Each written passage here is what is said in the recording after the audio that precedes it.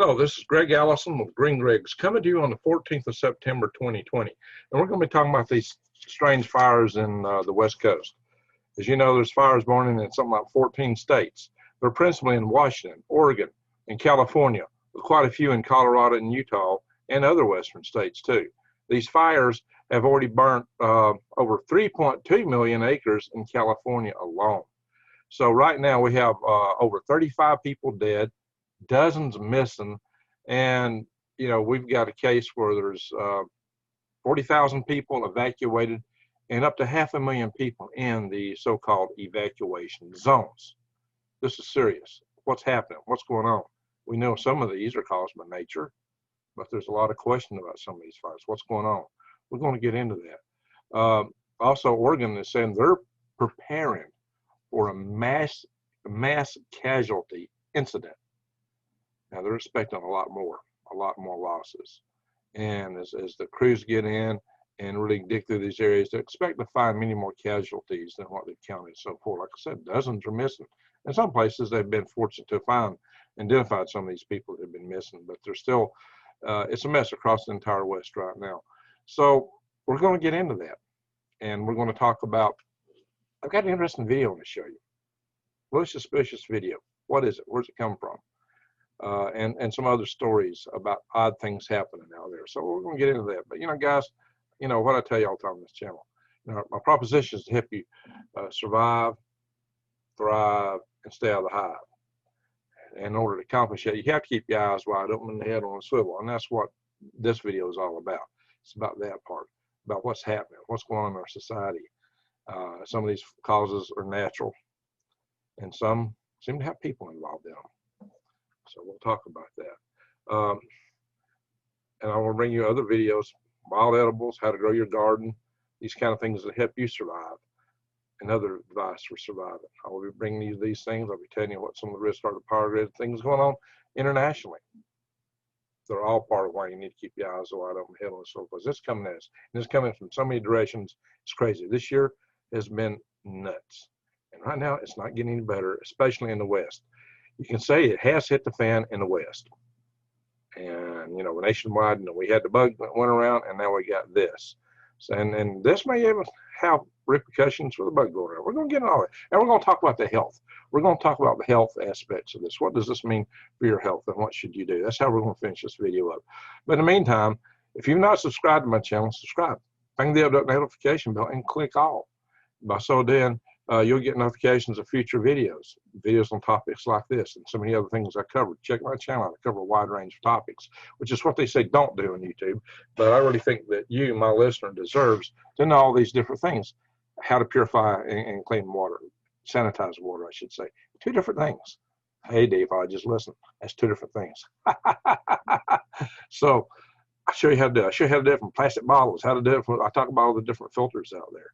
I've got videos and so many different things here that will help you indeed survive, thrive, and stay out of the hive. And along that view, you need to be prepping. If you're not prepping, my friends, you're in a world of hurt right now. So one of the best things you can do right now is go to prepwithgreg.com, because right now we've got an excellent deal right here, $100 off, $100 off a 4-week supply of good, nutritious food and easy to carrying cases. I mean, these little buckets, you can carry them around real easy. This is lightweight because this food's been dehydrated and freeze-dried. And look at this, you get 3 meals per day, 2,000 calories per day, breakfast, lunch, dinner, including desserts and drinks. And hey, just check out what the price is right now. By the time you go here, if you don't hurry up, it may go up because food prices can be expected to rise. I'm expecting shortages. I mean, this stuff in California and the West is not helping with food supplies. It's not helping with our economy. People are suffering dearly out there. So the good thing is, if you had to bug out and leave, these are easy to throw in your truck or vehicle and get the heck out. A lot easier to move than some of the other bulk foods that I often talk about. I did a video on my bulk foods from a big box store recently. You can do that too, and I do advise it. But I also advise to stock up on these, and you can't beat the deals right now. All right, enough said on that. Let's get on to talking about what's going on. In fact, I'm going to stop this share, and I'm going to show another share real quick.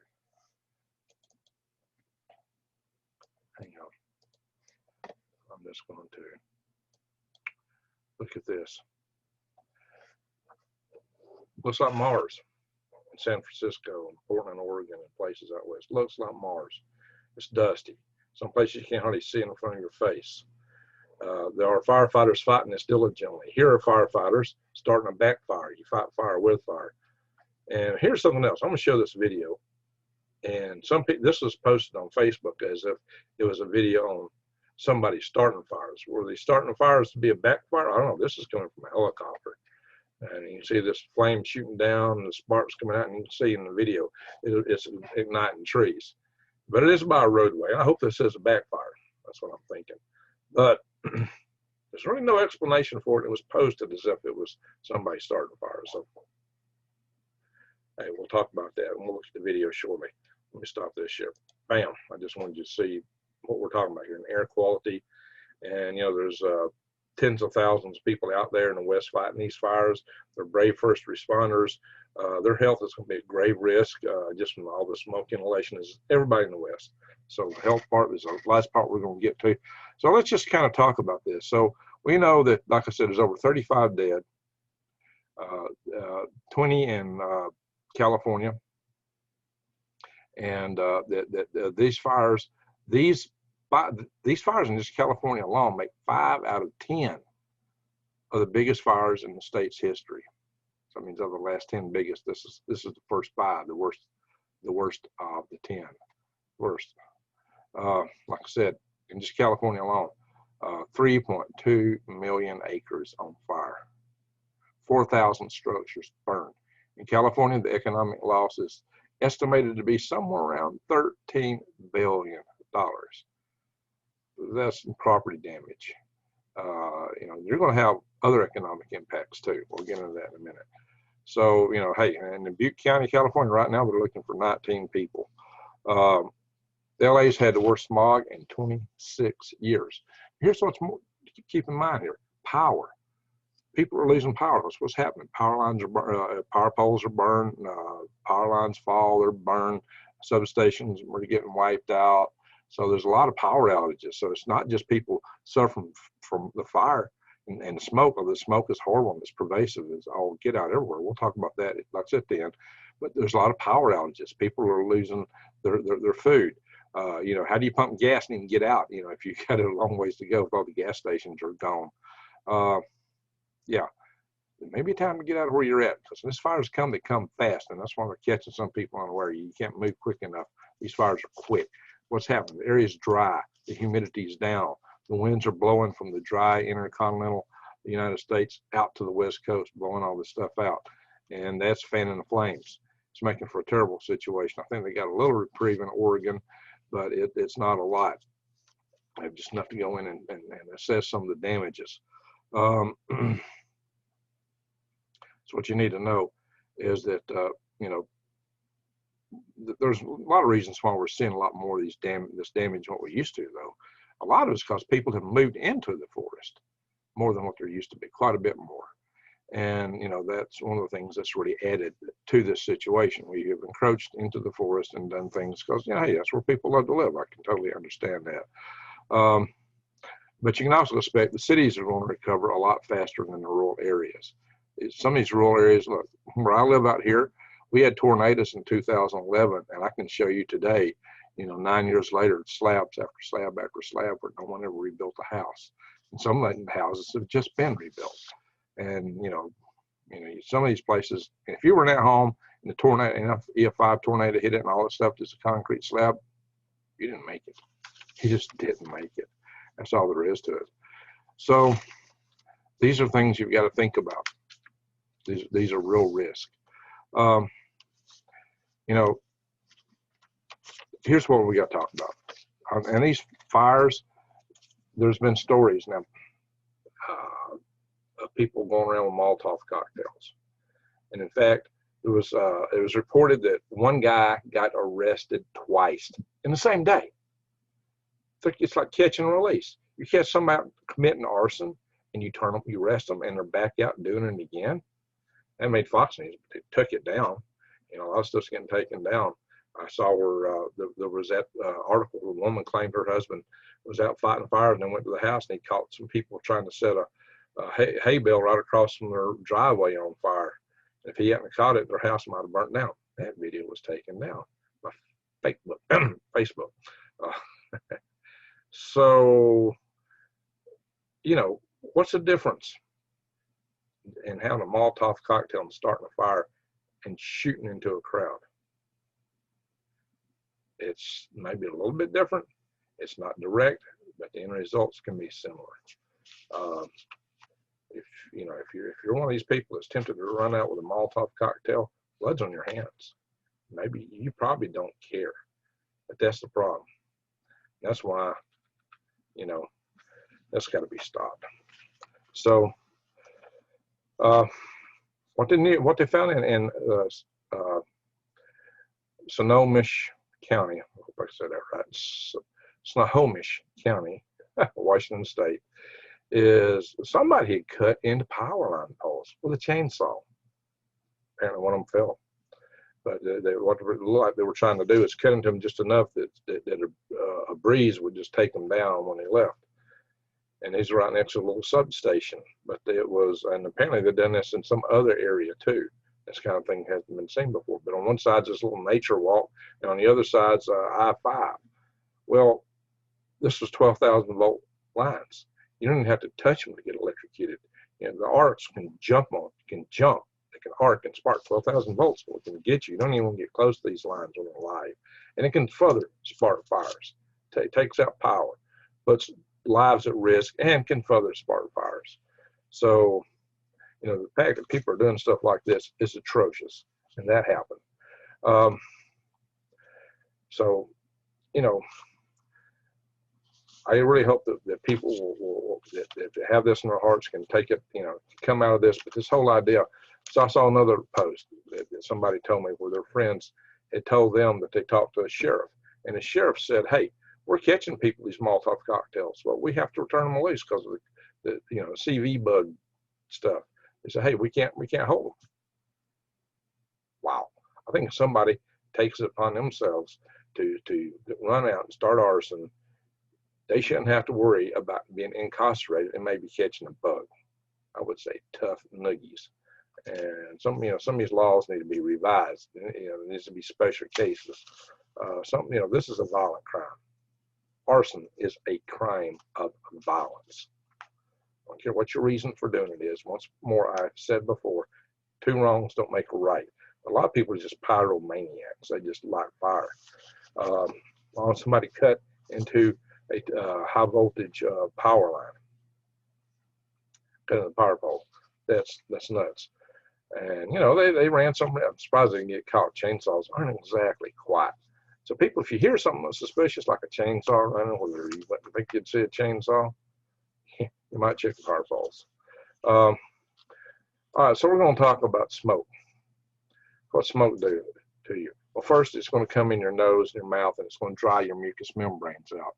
And that can give you sore throat and issues in your nose and mouth, and irritation, inflammation. But then it passes from there into your voice box, which can give you further inflammation, irritation in your voice box, make you hoarse. You know, in a place like California, you got so many singers, you know, it could really impact your business. It could do permanent damage to your vocal cords even. So, you know, that's one thing. Lungs. Your lungs will filter out some of these bad toxins. Of course, that means you're trapped in your lungs, which isn't good either. It's like getting tar and stuff, you know, that can be carcinogenous. But then still a lot of it get in your blood. You can increase heart attacks. I'm going to return to economics after I've talked about this. It can cause heart attacks, other heart failure.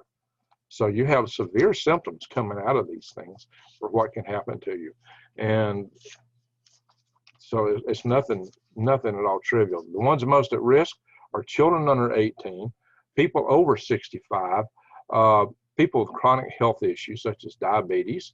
You know, you've got, or if you've got asthma, you know, lung issues like asthma, COPD, or other chronic health issues like that, then that can definitely make you far more vulnerable. Outdoor workers, because they're just outdoors in this, are going to be more vulnerable. And of course, you know, the people with low incomes, just because they're not taking care of themselves as well, they don't have air filtration, you know, so they're more at risk. Pregnant women are also at risk from this. So what are some things you can do to alleviate this risk? Well, if you got AC, run it because it runs a filter. If you got a HEPA filter of some type, run that. It's good to have. Check your air quality in your area daily. You may want to get out of your area and go somewhere else. If you don't have AC in your home, you might want to seek alternative shelter. Just get out. You don't have any way to filter the air at all. You want to keep your windows closed to avoid getting air in. You want to avoid certain activities that would make the air quality in your house worse, like cooking on a gas range, vacuuming, of course, smoking, you know. You know, may not be the time to do it. Burning candles, for example, you know, that might be a nice, wonderful thing to do ordinarily, but it's further degrading your air quality. When you add that on top of everything else, that's not good. So what does this mean with the bug running around, especially with the fall and winter season? Well, a couple things. One, people are staying indoors more. They're not getting as much vitamin D. Their immune system is getting depressed. Oh yeah, one of the other susceptibilities, if you had a bad immunological system, if you have immunodeficiencies or anything like that. But this can add to those because you're not getting out, you're not getting the vitamin D, you're not getting fresh air, you're getting bad air. You're getting, you know, staying indoors isn't good for you, really. So this compounding on top of all that makes matters a lot worse. And it might make you more susceptible to catching other diseases, including the bug that's been going around, and maybe having a worse outcome with them than you would ordinarily have had because you're weakened, you're susceptible, your lungs are just taking in a load of junk, and it's in your bloodstream, it's in your heart, so and other organs. So you're not in good shape. This is a bad thing. And I got a friend in out in Oregon I'm trying to reach right now, and I've been able to get a hold of him. He was one of the original people who responded to my tribe request, and he was hoping to go to Arizona. I've been trying to call him the last few days. I can't reach him. Hope he's doing well. Could be he's just out of power. I hope that's all there is there. I did see where the stuff took an RV park somewhere. So I think it was his area, but it was in Oregon. So yeah. This is huge what's happening, and it's not abating yet. The economic impacts are going to be severe because it's also going to hit tourism. It may be hitting the food industry. You got long-term infrastructure damage, which is going to wreck the economy. It's hard to get things moving. You have entire towns that's been burned out. Stores, things that people rely on to get their day-to-day living, places of work. So this $13 billion number is not really complete. Now, when Katrina hit New Orleans, one of the primary economic impacts that drove that cost up in the $100 billion range was all the impacts of the oil industry. So food. California is a supplier of, you know, over half of our fresh vegetables and fruits. You know, that industry is being impacted. One, people are fleeing. They're not out harvesting things they normally be harvesting. Fuel may be hard to come by. Electric power is hard to come by. And the damage, some of these crops may actually be getting burnt, and others may be damaged by the smoke, just like people are. Right? I don't know. It's certainly not a good situation. You compound that with the Derecho that we had in Iowa, with the storms coming up in the Gulf of Mexico, all these different things. And then China is still flooded. It's in North Korea. There's like, it's not letting up. There's no let up at all on them. They have no crops comparatively to speak of. Now there's some, but you know, everything in these river valleys is toasted. They're in serious sort of hurt. I'm expecting a severe food situation in China and in North Korea. I'm expecting mass starvation. I'm going to buy everything they can off the global market, which means food prices are going to go up. Which means, yeah, you need to take every deal you can right now and take care of your family. Right now, buying food is like money in the bank. Money, well, we got economic, look, our nation's under severe economic pressure right now. There was economic pressure from the pandemic, economic pressure from, we're already on a deck of cards. There's going to be a lot of people getting laid off. There's like 30, you know, there's a great number of businesses, maybe 30% are talking about going bankrupt, small businesses. There's a lot of people that's been getting federal help, you know, with the extra unemployment that's going to be disappearing. At some point, these rules that say you can't evict someone are going to be going away. There's a lot of things that are at risk here. So my friends, I bid you to be careful and get ready. We are in a dire situation nationwide. Grow your own food. Check my link below also to True Leaf Market, where you can get seeds to grow your own food. That's one of the best things you can do, is get your own seeds. So ladies and gentlemen, pray for these people. And if you see people out doing these things, call the authorities. Hopefully they can stop them. But pray for these people. I would go into more further detail here, but I'm running out of time. I got something else I got to get to right away. My Freedom Foundation meeting, actually. To join, have space at AOL.com, put freedom in the subject line. They join the tribe, member, put tribe in the subject line. And I'm going to say, very heartily,